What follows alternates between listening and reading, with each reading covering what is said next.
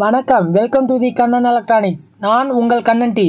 இந்த வீடியோவில் சர்க்கியூட் டிசைன்லாம் நம்ம பிரிண்டிங் பண்ணி முடிச்சிட்டோம். அந்த மெஸ்ஸை, அதாவது ஸ்க்ரீன் பிரிண்டிங் யூஸ் பண்ண அந்த பிரிண்டிங் மெஸ்ஸை எப்படி க்ளீன் பண்ணுறது அப்படிங்கிறத டீட்டெயிலாக பார்க்கலாம். இது ஒரு பெரிய தலைவலியாக இருக்கும். பிரிண்டிங்லாம் ஈஸியாக போட்டுருவோம், ஆனால் அது க்ளீன் பண்ணுறது பெரிய தலைவலியாக இருக்கும். அதுக்கு ஈஸியான மெத்தட் ஒன்று இருக்குது. இது பார்த்தீங்கன்னா சிசி வாஷ் இல்லைனா குரோமா வாஷ்னு இருக்கும். அதை நம்ம வாங்கி யூஸ் பண்ணிக்கலாம். இதோட ரிசல்ட் பார்த்தீங்கன்னா நல்லாயிருக்கும். அதே சிலர் பார்த்தீங்கன்னா குளோரின் பவுட்ரு இல்லைனா ப்ளீச்சிங் பவுட்ரு இல்லை டாய்லெட் கிளீனரு சோப்பு எதையோ போட்டு க்ளீன் பண்ணி பார்ப்பாங்க. அப்பவும் க்ளீன் ஆகும், ஆனால் டைமிங் அதிகம் எடுத்துக்கும். அதில் அதை ப்ரெஸ் யூஸ் பண்ணாங்க, ஐ போர்ஸில் அடிக்கிற வாட்டர் ஸ்ப்ரே எல்லாம் யூஸ் பண்ணுவாங்க. அதெல்லாம் எதுவுமே தேவையில்லை. இது யூஸ் பண்ணுறப்ப அந்த இது எதுவுமே தேவையில்லை.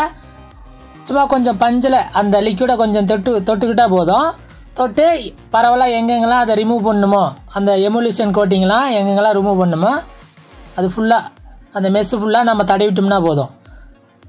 தடவிட்டோம்னாவே ஒரு நிமிஷத்தில் அந்த கலர் போயிடும். பார்த்தீங்கன்னா அந்த பஞ்செல்லாம் பாருங்கள் கலர் ஏறிக்கிச்சு, உடனே அது கரைஞ்சிரும். அந்த எமுலேஷன் வந்து சடனாக கரைஞ்சிரும்.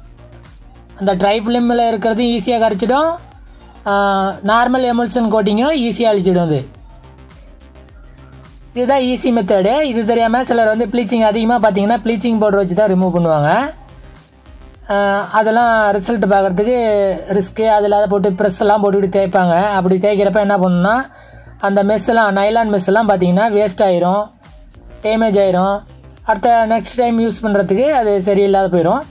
இல்லை ஒரு சிலர் பார்த்தீங்கன்னா இதை வாஷ் பண்ணாமல் அப்படியே மெஸ்ஸை ஒரு டைம் மட்டும் யூஸ் பண்ணிட்டு மெஸ்ஸை தூக்கி போட்டுருவாங்க. அந்த மெஸ்ஸு ஏன்னா காஸ்ட்லி, அப்படி நம்ம வேஸ்ட் பண்ண வேணாம். அதுக்கு இந்த சிசி வாஷ் வாங்கி யூஸ் பண்ணிங்களா ரிசல்ட்டு நல்லா கிடைக்கும். சும்மா அந்த பஞ்சிலே நம்ம தடவிட்டே இருந்தோம்னா பாருங்கள் அந்த இது ரெண்டு சைடும் டாப் அண்ட் பாட்டம் சைடு ரெண்டு சைடுமே நீங்கள் இப்படி பஞ்சிலே நீங்கள் தேய்ச்சிட்டே வந்துக்கலாம். வேணுன்னா கொஞ்சம் வாட்டரில் மிக்ஸ் பண்ணி போட்டுக்கலாம். கொஞ்சம் அதிகமாக இருக்கிற இடத்துல இன்னும் கொஞ்சம் கூட லிக்விட் போட்டு அந்த பஞ்சில் தேய்ச்சோம்னா ஈஸியாக விட்டுரும். இது பார்க்குறதுக்கு ஒட்டிக்கிட்டு இருக்கிற மாதிரி தான் இருக்கும், ஆனால் வாஷ் பண்ணோம்னா இந்த இது சீக்கிரமாக போயிடும்.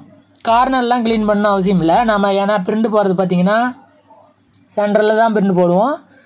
கார்னரில் ஒரு இன்ச்சு கேப்புக்கு நம்ம எதையும் பிரிண்ட் போட போகிறதில்ல. அதனால் நம்ம சென்டராக மட்டும் பார்த்து நல்லா க்ளீன் பண்ணிக்கிட்டால் கூட போதும். ஓரத்தில் இருந்தாலும் அது நமக்கு பிரச்சனை இல்லை.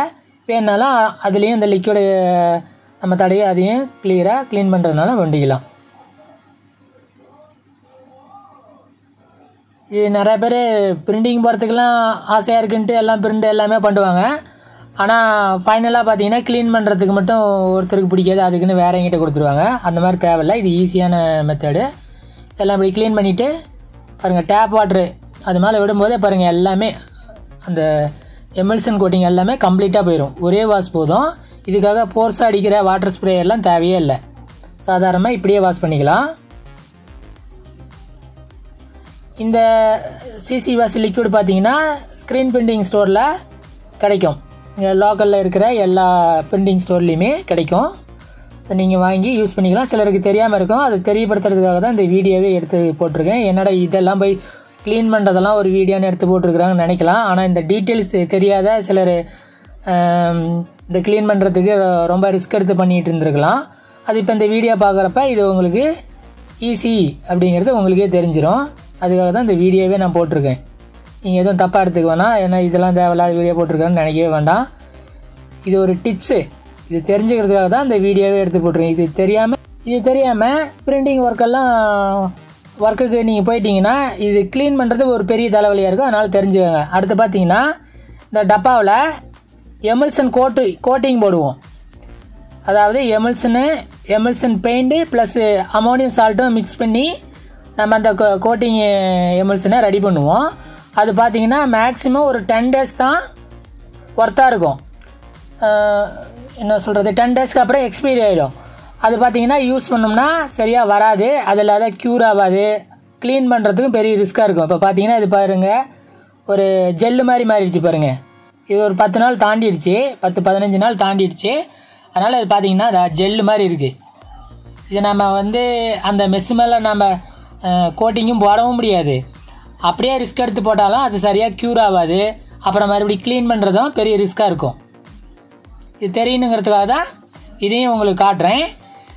சிலர் பார்த்தீங்கன்னா அந்த அதிகமாக 1 லிட்டர் வாங்குவாங்க, 1 லிட்டர்லேயும் அமோனியம் சால்ட்டை போட்டு மிக்ஸ் பண்ணி வச்சுருவாங்க. ஒரு 15 நாள் இல்லைனா அதிகபட்சமாக 30 நாள் தாண்டிடுச்சுன்னா அந்த கோட்டிங்கை நீங்கள் யூஸ் பண்ணிங்கன்னா சரியாக ஒர்க் ஆகாது. அது தெரிஞ்சுக்கணுங்கிறதுக்காக தான் இதையும் உங்களுக்கு நான் சொல்லிகிட்டு இருக்கிறேன். இதை க்ளீன் பண்ணுறதுக்கு வாட்ரு இல்லைனா இந்த சிசி வாஷ் கொஞ்சம் போட்டுக்கடை. இப்போ பாருங்கள், நாங்கள் சிசி வாஷ் பாருங்கள் இது எப்படி கரையுதுன்னு மட்டும் பாருங்கள்.